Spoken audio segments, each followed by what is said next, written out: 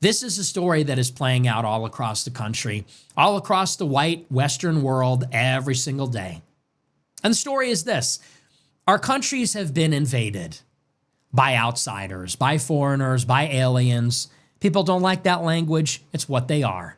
They are from other lands. They speak other languages. They worship strange gods. They look different, act different, have different customs, different foods. They are foreigners. They are outsiders. They are aliens. They would be unrecognizable to the people that founded this country, that fought for its independence, that fought for its union, that fought for its freedom, its expansion. They'd be unrecognizable. They are foreigners. They are outsiders. And they are unwanted. Who decided that Minnesota, which was previously one of the best states in the country, highest reported rates of happiness, best healthcare, best education, whose idea was it to dump Somalians into Minnesota? Somalia isn't even a country. Trump has bombed Somalia 70 times this year. It's 3 different states. It's Puntland, it's Somaliland, it's Somalia. They're fighting off ISIS and Al-Shabaab, and there's a civil war. Whose idea was it to bring these clannish, low IQ, violent gangsters and thugs worshiping Islam into utopia, into the white utopia known as Minnesota? Whose idea was this? We don't want these people here. Whose decision was it? Who looked at Minnesota, its healthcare system, its public services, its education system, its infrastructure, and said, we need a major Somalian enclave right here in our playgrounds and neighborhoods? It's just like the Afghans and the Pakistanis and the Muslims in the United Kingdom in Europe. It's just like the Venezuelans and the Salvadorians in New York or in Texas or California. It's just like the Indians and the Chinese in Seattle and Portland. I mean, maybe it sounds rude, but he has some good points here. And I feel like people should be allowed to talk about this. I feel like people should even talk more about this. I mean, like, why is the Western world importing so many people from third world countries? Like, what is the addition for the Western world for countries like the United States, but also countries in Europe, New Zealand, Australia?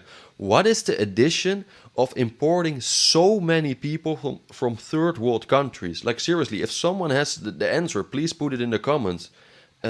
I don't know. In my opinion, it's only like making those other countries worse, but that's just my opinion.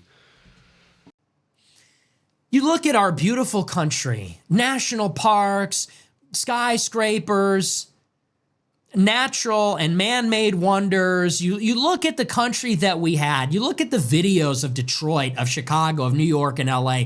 Whose idea was it to invite the whole world here? And they come here, and these people have all kinds of problems. They're rude. They're inconsiderate. They don't assimilate. They don't like us. They don't respect us. They don't see themselves as Americans. They help each other out at our expense. They have disdain for us. They feel entitled to this country, the sense of arrogance of some of the foreigners. And those are the best ones. The worst ones are violent. They're rapists. The worst ones are bringing the drug cartels. The worst ones are shaking people down, taking over apartment complexes. The worst ones are smashing your windows and stealing your bags. The worst ones are mugging you at gunpoint. This is the situation we find ourselves in. It's also the native black population, too. They'd fit right in with the outsiders. Go figure. Imagine that. Little side note here, it's not for all immigrants, of course. We all know, of course, like, I'm not a hypocrite. You also have good migrants, 100%. And I have nothing bad to say against those people. Like, seriously, Nick as well. I hope so. I'm 100% sure. But you know the people where he's talking about. Like, the people who just go to another country. They do nothing. They only live off benefits. And they're not creating any jobs. They don't even work themselves. They rather wave the flag from the country they just fled from instead of their own country. And you just get the point, man. And what is happening is that the white people are being victimized, and it seems like there's nothing we can do about it. To do anything about these brown and black problems would be racist. And that's what they are, brown and black problems. Carjackings, that's a brown and black problem. You don't get carjacked by a white guy. You don't get carjacked by a woman. You get carjacked by a brown or a black man. Okay? These are brown and black problems. We can't do anything about them because they're racist. So the white people are being pushed in front of subway trains. The white people are being stabbed in the neck at a track field. The white people are being mugged and beaten up at gunpoint. They're being executed. The white women are being made uncomfortable and preyed upon.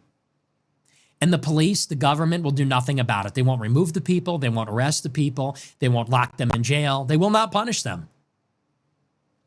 And instead, what is happening increasingly is when white people stand up for themselves verbally, they get arrested.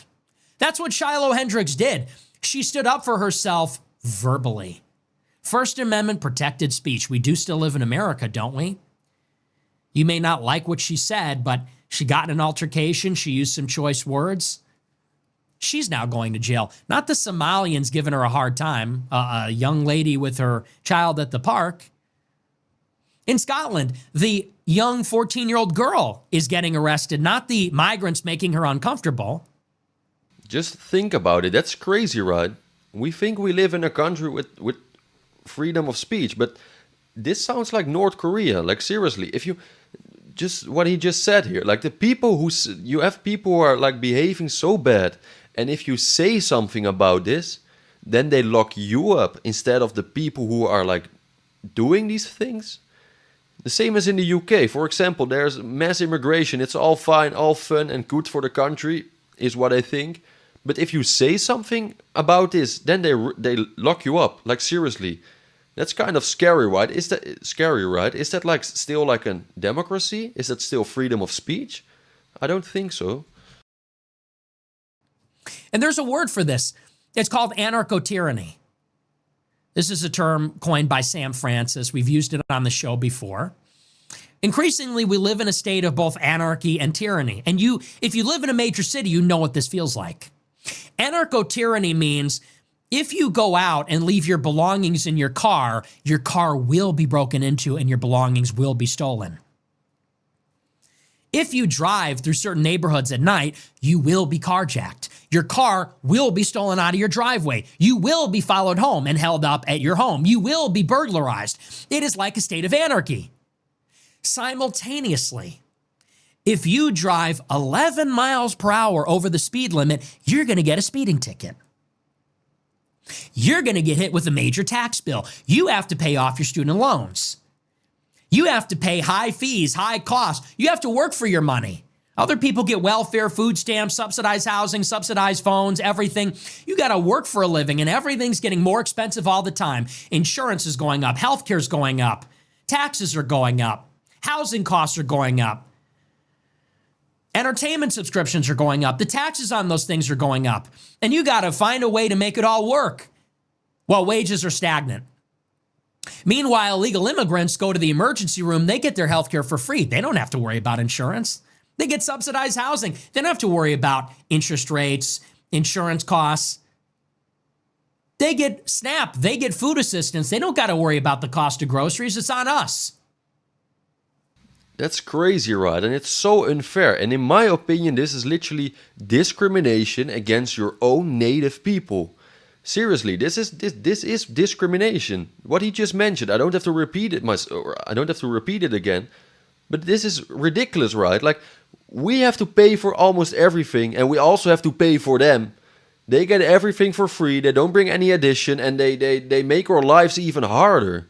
Like it's if you think about it, it's ridiculous. Ridiculous. And we are the only ones expected to follow the law.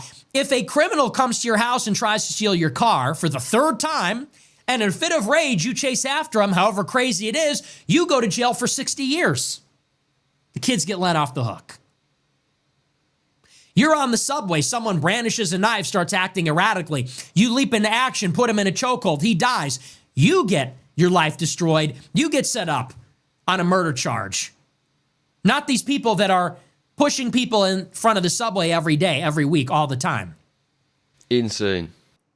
Anarchy for them, tyranny for us. Anarchy for the criminals, anarchy for the brown and black people, anarchy for the migrants and the invaders, tyranny for the white people, the law-abiding people, the taxpayers, the rule followers. And you really need one or the other. If it were anarchy, you would have chaos, but at least vigilantism would fill the gap that law enforcement left. If you had a total state of anarchy, you could say, it's pretty chaotic out here, but at least we have a higher degree of freedom. We can defend ourselves with lethal force. We can look after our own interests. We can gang up as a community, as a militia.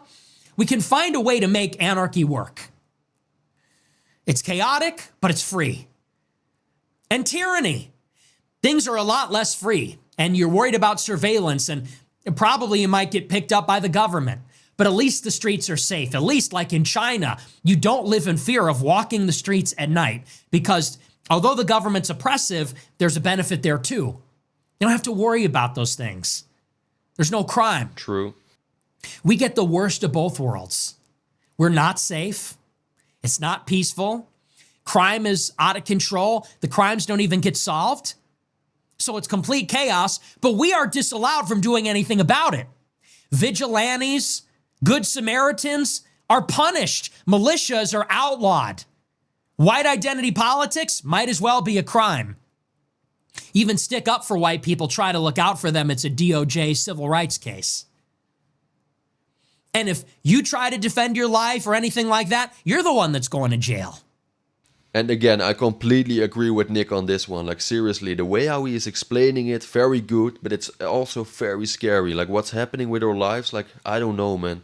Anyways, I'm very curious about your opinion. Please share your opinion in the comments. Do you agree with Nick? Do you disagree with Nick? If you like this video, please hit the like button. If you really like this video, consider subscribing. I would really appreciate it. And last but not least, guys, I wish you all the best. Have a wonderful day, and I'll see you in the next one. Ciao.